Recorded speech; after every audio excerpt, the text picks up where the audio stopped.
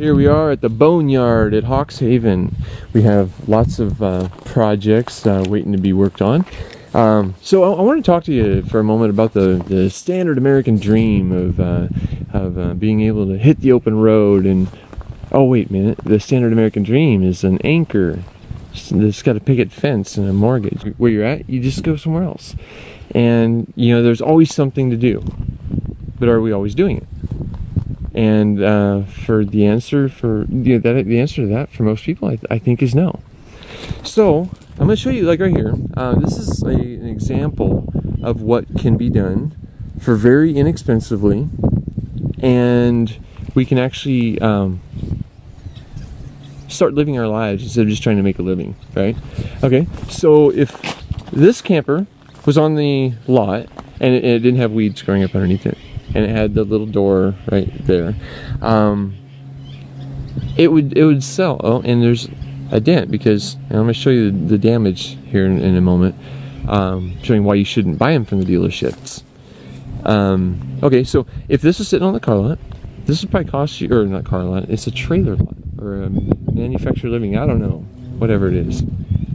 When you've got a middleman trying to sell you your ways of living your life, this thing would have cost probably around $12,000 to $16,000. So what happened though is somebody bought this thing for like $12,000 or $16,000, and they were up enjoying their view at the lake, and the wifey or the girlfriend or whoever got a little motivated to have some lovin'.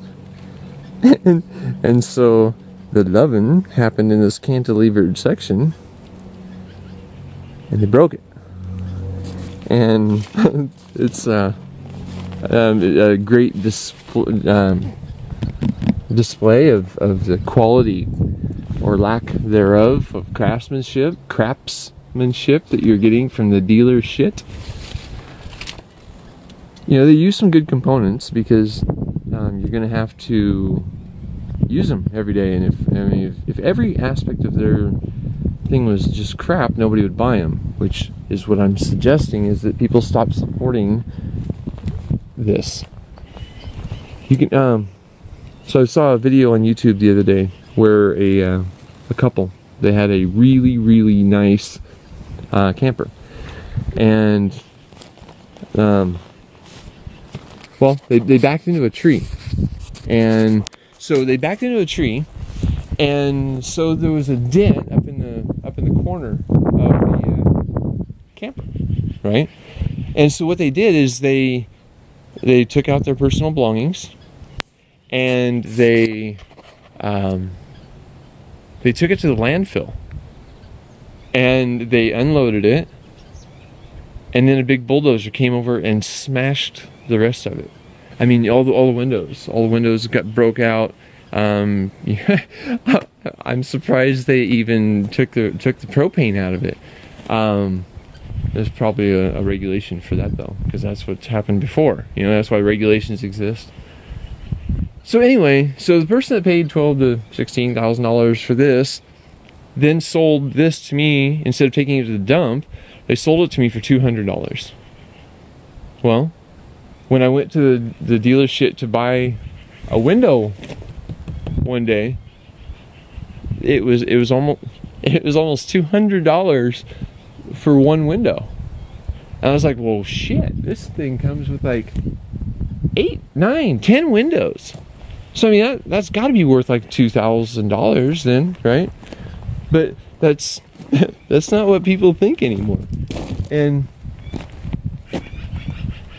I mean, this thing is actually pretty nice, but $200, because try to replace the jacks for $200, just the jacks, or a couch, or a stove, or a refrigerator. It didn't have a refrigerator. Somebody stole that for their other one because it broke or whatever. Anyway, we can be hiring local fabricators, and I'm gonna go back to this. Local fabricators, and like, okay, so the people on the YouTube video, this whole corner was kind of smashed in, but it really didn't affect the whole thing. I mean, they could have thrown a tarp over it, and stayed in the shell while a new frame was being built out of like structural tubing, like metal tubing, and you could make it however you want. I mean, it didn't have to be the same, but it really builds a strong chassis that you'd never have to buy again. And you know, so let me show you what we're doing over here in another project.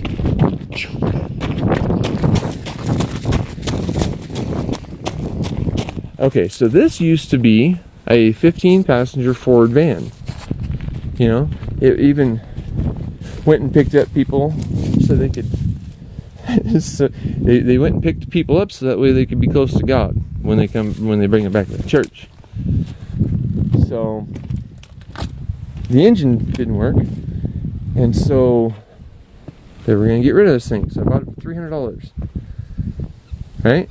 And so what I did is I took out the frame and the engine and the transmission, and I built a substructure.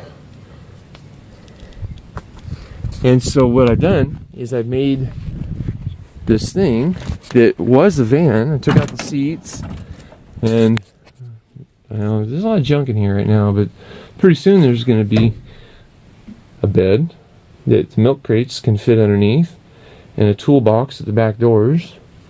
And up here there's going to be a little wood stove sitting right here, and the flue's going to come up and it's going to go out where the window will get rolled down when I want to use the wood stove, and then there'll be like a little piece of metal that gets rolled up into there. So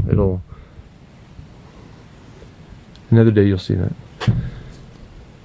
Anyway, this is like a huge little camp trailer, and that I don't have to pay any registration on because it's just a piece of personal property. It's no longer a vehicle. I'm going to put a solar system on the roof, and because it doesn't have a radiator anymore, it has a toolbox, which is even cooler. And then, so this frame that I built underneath it, and you know, anybody who knows how to weld metal together can build this. You know, and this isn't like rocket science here. I mean, we started off with just it's all recycled metal too. I mean, it was already welded to something else when I took the pieces off, you know, and welded them to something new. But anyway, we can drag this onto our flatbed trailer that we do pay registration on to run it on the highway, and we can just camp whenever we want. And it's not going to cost anything, really. I mean, the camp trailer doesn't cost you. I don't have to come back to work. I don't have to come back to work to pay a payment on the camper. I mean, there's a lot of people doing that. That's a little silly to me. But anyway, yeah, there's so many options that we